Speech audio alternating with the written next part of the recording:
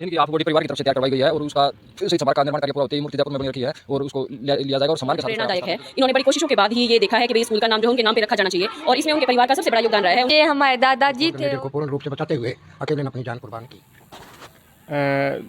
नमस्कार साथियों, capital news India में आपका स्वागत है। समाचारों की इस कड़ी में अब हम पहुंचे हैं गांव जसोर खेड़ी के राजकीय कन्या वरिष्ठ माध्यमिक विद्यालय में।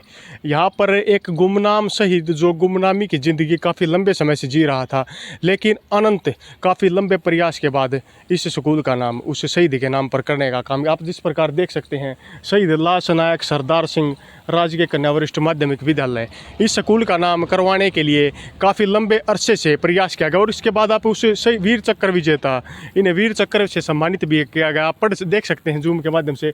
अमर शहीद लाश नायक सरदार सिंह, जन्म 12 मई 1939, जसोर खेड़ी से, वीर गति 20 अक्टूबर 1962, भारत चीन युद्ध, शौर्य साहस व बलिदान को देखते हुए मरणोपरांत भारत सरकार द्वारा वीर चक्र से सम्मानित किया गया।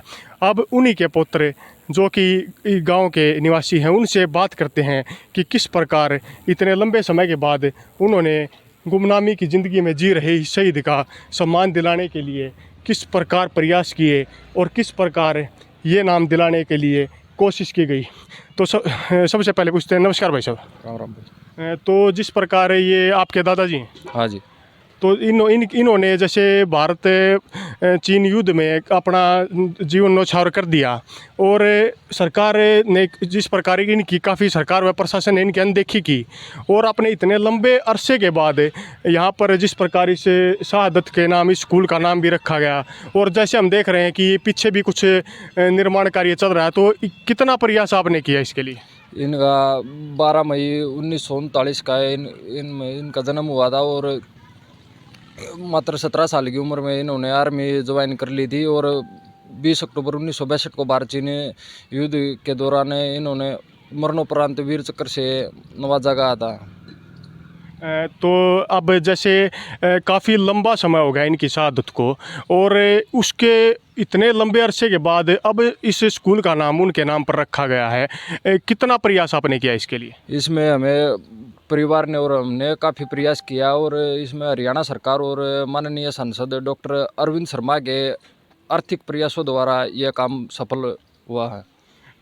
जिस प्रकार आप सुन सकते हैं, मात्र 17 वर्ष की आयु में देश के लिए शहादत देने वाले उस शहीद को किसी प्रकार का कोई सम्मान लंबे समय तक नहीं मिला, लेकिन अब गांव व समाज के लोगों द्वारा प्रयास किए जाने के बावजूद इतना सरकार की ग्रांट मिली है जिससे यह कार्य संभव हो पाए। और जो हम पीछे देख रहे हैं यहाँ पर क्या लगेगा, कब तक लग जाएगा? इसका निर्माण कार्य भी प्रगति पर चल रहा है और इसका शहीद दिवस के उपलक्ष्य में इसका उद्घाटन समारोह करवाया जाएगा और इसमें हरियाणा सरकार और माननीय सांसद को हम ग्राम पंचायत और इनवाइट करेंगे।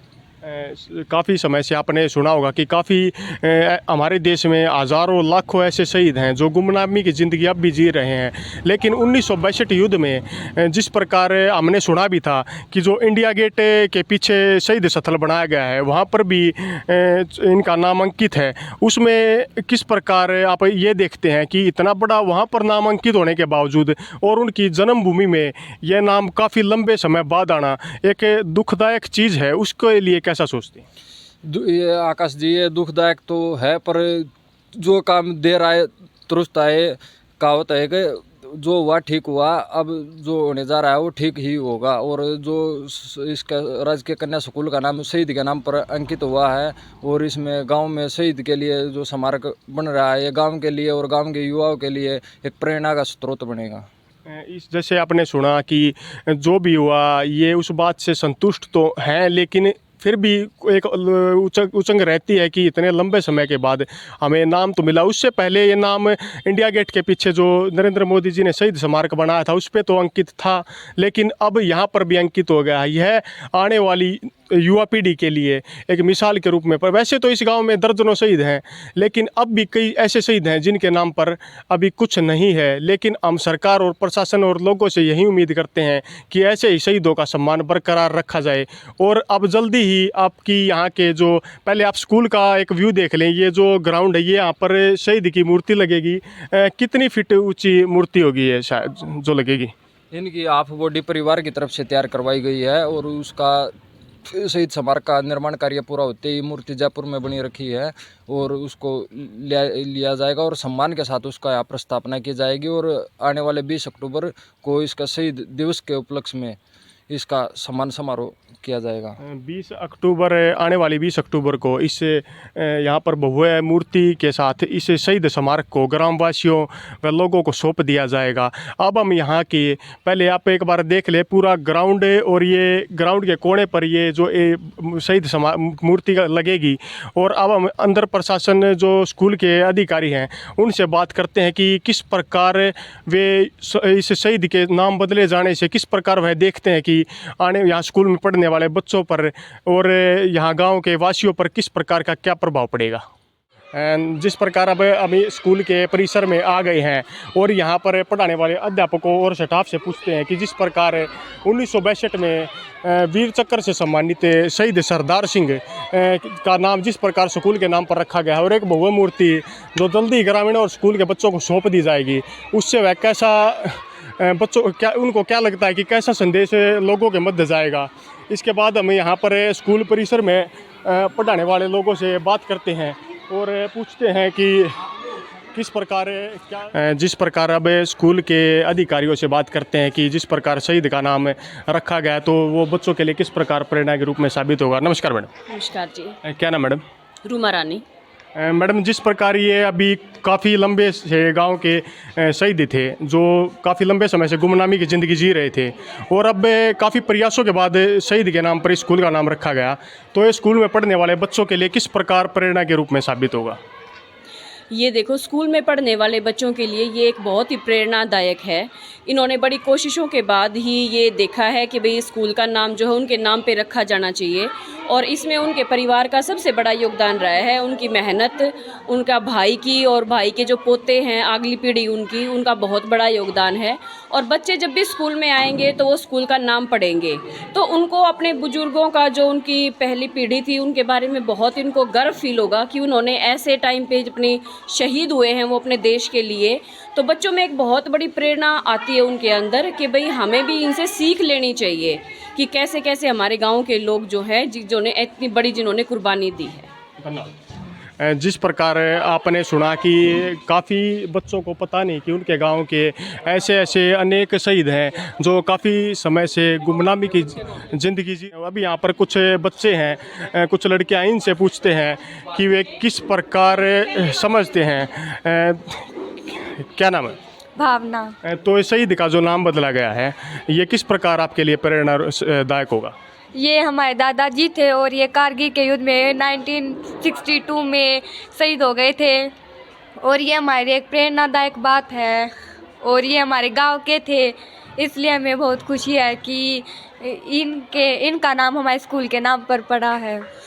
और जैसे कि पहले आपको पता नहीं था कि ऐसे भी हमारे गांव में शहीद हो चुके हैं, बाकी बाहर वाले शहीदों के बारे में तो काफ़ी बार सुना था, तो अब सुन पाए तो खुद में गर्व फील हो रहा है।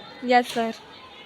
तो जैसे आपने सुना कि इसी प्रकार अनेक हम उम्मीद करते हैं सरकार से और प्रशासन से ऐसे जो अनेक शहीद जो गुमनामी की ज़िंदगी जी रहे हैं उनको भी इसी प्रकार सम्मान दिया जाए और इस जो कार्य में इनके परिवार और ग्रामवासियों का साथ है उसके लिए हम काफ़ी सरकार का और प्रशासन का। इस प्रकार आप अभी ये प्लेट देख पा रहे हैं अमर शहीद लांस नायक सरदार वीर चक्र, ये प्लेट शहीद के अब हम घर पर पहुंच गए हैं और जो शहीद हुए थे उनके छोटे भाई से हम बात करते हैं। पहले जूम के माध्यम से आपको एक बार शहीद के फ़ोटो का पूरा वो दिखाते हैं कि जिस प्रकार आप देख सकते हैं कि मात्र 17 वर्ष की आयु में ये युद्ध में शहीद हो गए थे।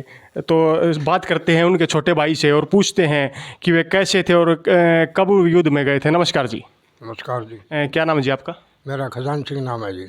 जिस प्रकार आपके बड़े भाई थे जब वे युद्ध में शहीद हो गए थे तो कब आरंभ में कैसे थे और लड़ाई में किस प्रकार शहीद हुए थे, कुछ उसके बारे में बताएं। हाँ जी, ऐसा है जी कि ये लड़ाई से पहले दिल्ली कैंट विराजमान थे इनकी 4th battalion 4th grenadier battalion, यहाँ से सीधे लड़ाई भेज दिए गए नेपाल अरुणाचल में।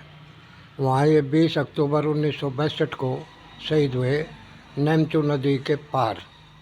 वहाँ पे इनकी जो ड्यूटी लगाई गई थी, इन्होंने बड़े ऑर्डर की पालना करते हुए अपनी 4 ग्रेनेडियर को पूर्ण रूप से बचाते हुए अकेले ने अपनी जान कुर्बान की। जिस वास्ते इनको वीर चक्र से सम्मानित किया गया। जिस प्रकार आपको पता है कि मरणोपरांत इन्हें वीर चक्र से सम्मानित किया गया, और आप एक बात और हम आपसे पूछना चाहते हैं कि जैसे एक शहीद, जब ये शहीद हुए थे, उनके एक लंबे अरसे के बाद, काफ़ी 30-40 साल हो गए लगभग, उनके बाद उनके नाम पर एक स्कूल का नाम रखा गया है और जल्द ही उनकी मूर्ति लगने वाली है।